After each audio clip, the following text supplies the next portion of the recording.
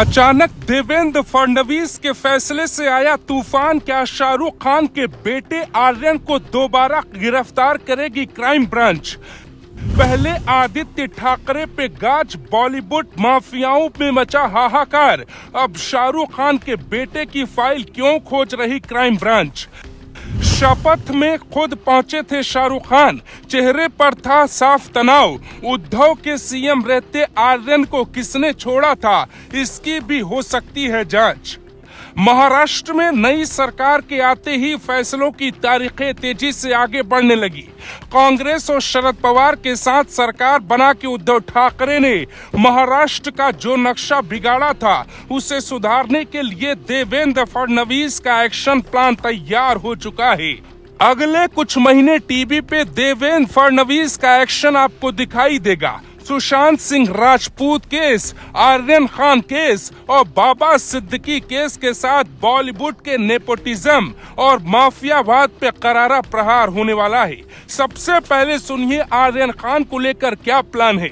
समीर वानखेड़े को मुख्यमंत्री देवेंद्र फडणवीस मिलने के लिए क्यों बुला सकते हैं? कुछ दिन पहले चुनाव के बीच ही आर्यन खान को लेकर एक खबर आई थी। भास्कर का दावा था कि आर्यन खान को बचाने के लिए मुंबई पुलिस और नारकोटिक्स ब्यूरो की रिपोर्ट पे तैयार हुई चार्जशीट का कई पेज गायब है। रिपोर्ट में पूरी कहानी बताई गई थी। तो क्या आर्यन खान को बचाने के लिए सिस्टम में ही कोई व्यक्ति बैठा था जिसकी तलाश देवेंद्र फडणवीस के आदेश के बाद शुरू हो सकती है? भास्कर की रिपोर्ट कहती है शाहरुख खान का बेटा ड्रग केस में गिरफ्तार हुआ। अब चार्जशीट में एक पन्ना गायब है। इस चुनाव में भी ड्रग का बड़ा मुद्दा। तो क्या अब सच में आर्यन खान की फाइल दोबारा खुलेगी? आर्यन को गिरफ्तार करने वाले सिंघम अधिकारी समीर वानखेड़े की शिवसेना शिंदे गुट में शामिल होने की बात हो रही थी, लेकिन अचानक ये फैसला टाल दिया गया। यहाँ तक कि उनकी सीट भी फाइनल थी। फिर अचानक उनकी शिवसेना में ज्वाइनिंग किसने रोकी? अब सुनिए कैसे महाराष्ट्र नारकोटिक्स टीम आर्यन को दोबारा बुला सकती है और पूछताछ भी कर सकती है। दरअसल इस तरह के केस में अधिकारी लीड पर ही छापा मारते हैं। समीर वानखेड़े को सूचना मिली थी कि एक क्रूज पे कुछ बड़ा गेम होने वाला है। गुजरात के पाटिल नाम के एक व्यक्ति ने वानखेड़े को ये सूचना दी थी। अभी तक ये पता नहीं था कि उन वीवीआईपी लोगों में एक नाम शाहरुख खान के बेटे का भी होगा। हालांकि इस एक्शन के बाद महाराष्ट्र में उद्धव ठाकरे सरकार सिंघम ऑफिसर पे ही जांच बैठा देती है। 23 दिन बाद ही आर्यन को जमानत मिल गई। समीर वानखेड़े पे आरोप लगे कि उन्होंने 25 करोड़ की रिश्वत ली। उनका करियर दांव पे लग गया। लेकिन ये सच्चाई क्या मीडिया ने किसी को बताई कि शाहरुख खान के बेटे को कैसे सिस्टम की मदद से जमानत मिली थी? मीडिया में दावा किया गया कि समीर वानखेड़े की शाहरुख खान से पर्सनल चैट हो रही थी, जिसका स्क्रीनशॉट भी वायरल हो गया। हालांकि अब कहानी नए सिरे से शुरू होने वाली है।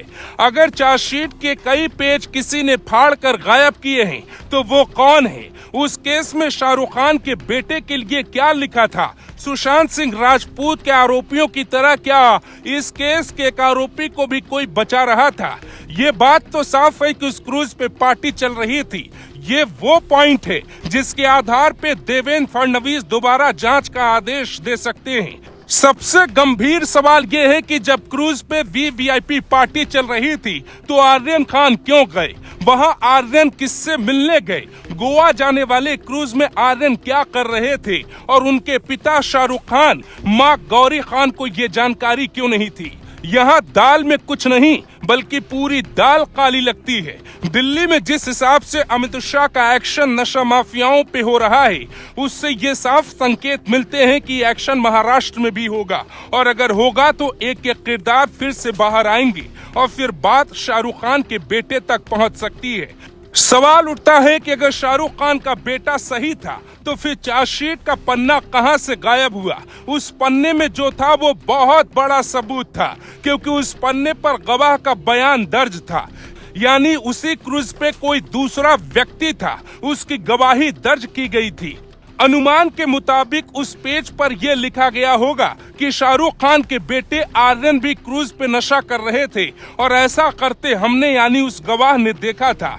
बॉलीवुड की खिचड़ी बहुत दिनों से पक रही है।